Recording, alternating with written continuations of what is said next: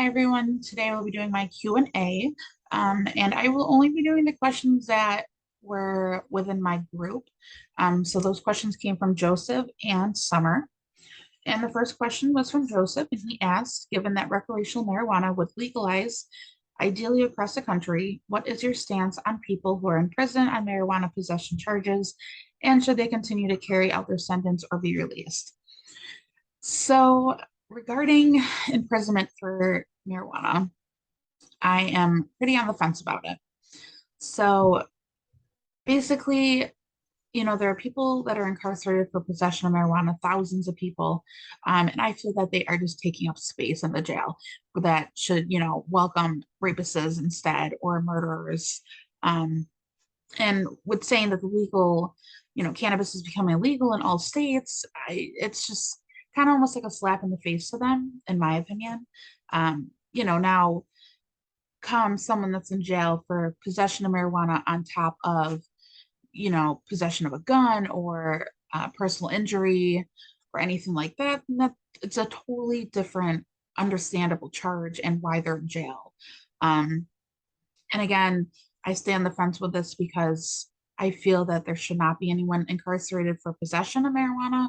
But again, come other charges, and yes, they should be in there under different circumstances. Now, another thing is, you have thousands of people in jail due to possession of marijuana or other charges, and they get out um, and they try to get a job, but it's so hard for them because these companies are looking down on these individuals that have charges for possession of marijuana. And again, it's almost like a slap in the face to them because it's becoming legal everywhere. So it's super hard for these individuals to receive a job due to having this charge on them. So do I feel that these charges should be dropped? Absolutely. But again, it all depends on where this crime falls under what they did and what the aspect of the crime was. So I will always stay on the fence with that. And again, that goes with a lot of other items too. If someone was driving under the influence, they should be in jail for that. That's putting an individual, other people at risk due to their actions. But that falls with, same with drinking or taking any kind of drug. So I will always stay on the fence with that. And the other question he asked was, given that recreational weed can be smoked, could this increase the risk of respiratory disease or cancer in users of recreational marijuana? Will this become a widespread problem as the recreational marijuana industry grows? So with this, when you smoke anything, you're inhaling it into your lungs, and there's always going to be a potential for damage. But really, the air that we breathe can be cancerous. Um, but of course, by smoking and intaking any kind of drug, it's going to put you at a different risk. That's the choice that people make. And, there are other ways of intaking marijuana, which could be edibles or certain CBD items. And that allows, use of marijuana without the cancer risk that comes along with inhaling it. And just as alcohol and cigarettes, there's going to be risks. But again, that's a choice that someone makes to intake this drug, whether, they have pain or an illness, and this might help them. A lot of people actually take marijuana for cancer issues with the pain they deal, or they're nauseous from chemo. They'll take marijuana, either edibles or they're do it inhaling it, and it helps them. So, is it really a risk for cancer? I mean, only time can tell. There hasn't really been any um, actual evidence that marijuana has caused cancer or um, any respiratory diseases at all.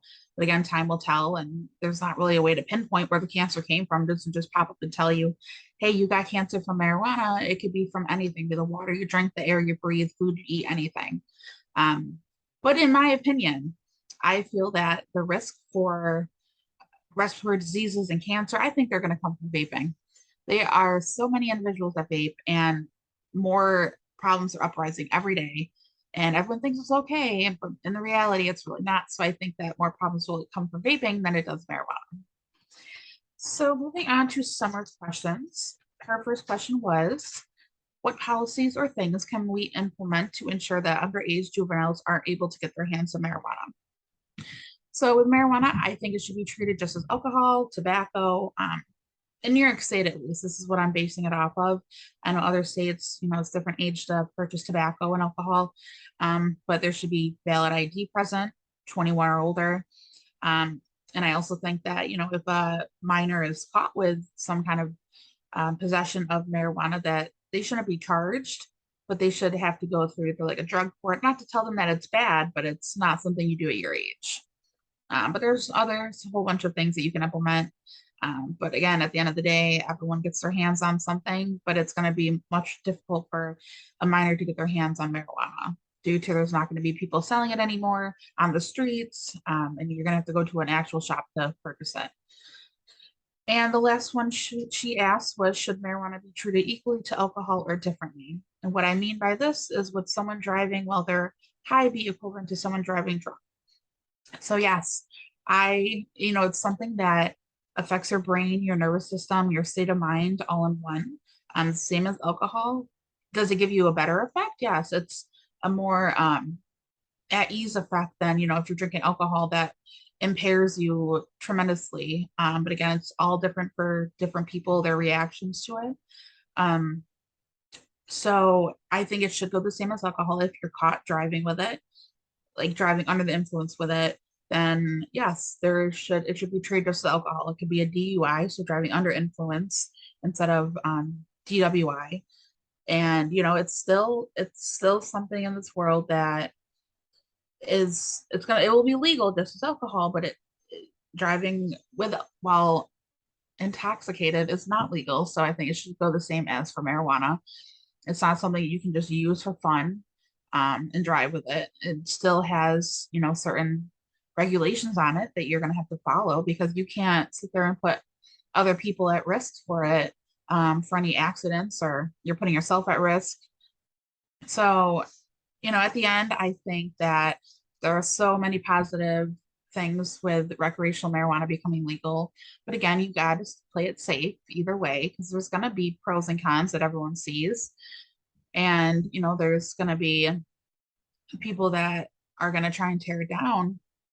But it's, you look at it and you have individuals healing from using it. So there's just a lot that can come with it. And everyone's going to have their opinion at the end of the day with it. And it's totally respectable. Um, but those were my questions that I was asked. So thank you so much for the feedback.